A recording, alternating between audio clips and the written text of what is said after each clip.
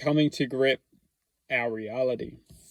So in this video, I want to express some ideas which can ultimately allow us to move with the momentum rather than the momentum constantly putting just emotional pressure on our existence, which is ultimately reflecting in what we perceive as hardship or suppression, pain, so on.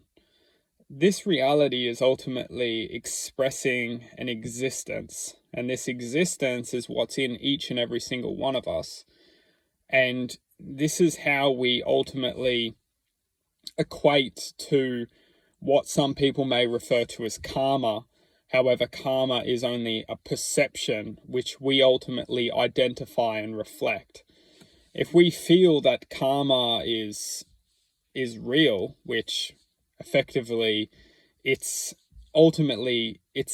just a matter of perception, and if we feel that our existence is attracting karma into its into reality, into this present moment, then we ultimately must identify that all we are simply doing is we are sending off a vibrational frequency, and that vibrational frequency is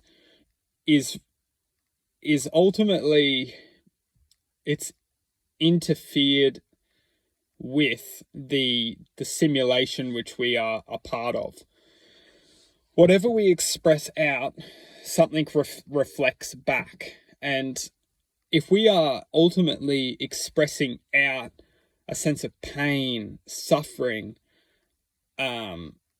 loneliness, disappointment, we have to understand that the world is like a mirror, and whatever we're expressing out, it's going to look back on us. So if we think, oh, we deserve this, it is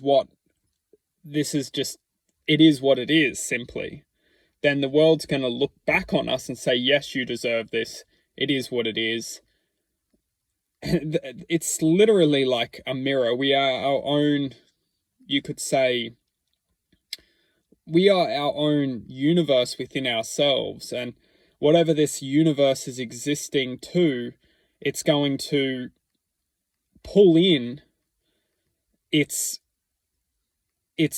force which it's putting out. And simply put, is that we are our own conductor of energy.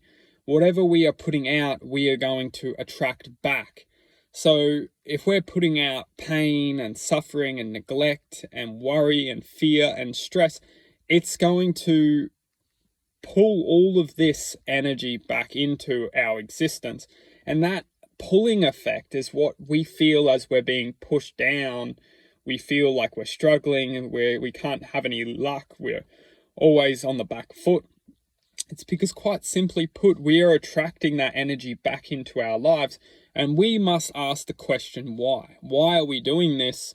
Why? Because ultimately, no one wants to feel pain and suffering and anger and hatred and distortion. In our most blissful moments, when we feel happy and positive and free and connected, we don't want to feel the pain and the suffering and the hatred and the anger and the disappointment. So we must ask, why are we pulling this energy back into our lives? Is it really us which is doing it, or is it something within ourselves which has been effectively adapted to pull this negative force into our lives? We must ask the question, if we are, simply put, an imagination taking form within the human body and the human paradigm and the human system, the world, the matrix, we have to ask the question, are we the pain? Are we the suffering? Are we the human body? Are we the human mind? Or are we just the matter of perception, the imagination, which is taking form within this matrix? We have to understand we must eliminate the perception of identity to truly free ourselves. We must move outside of the realms of me and you and we must come into the space of infinite imagination. It's this space where we can truly free ourselves from the perception of I, because the infinite self has only been drawn into this reality. The infinite self has only been captured by this reality. We must identify that we are not this reality. We are in this reality. We are connected to this reality, but this reality does not necessarily belong to my identity. The true identity is the infinite I that has been drawn into this reality. And as long as we identify with this reality as who we are, we may always be prone and vulnerable to the setup.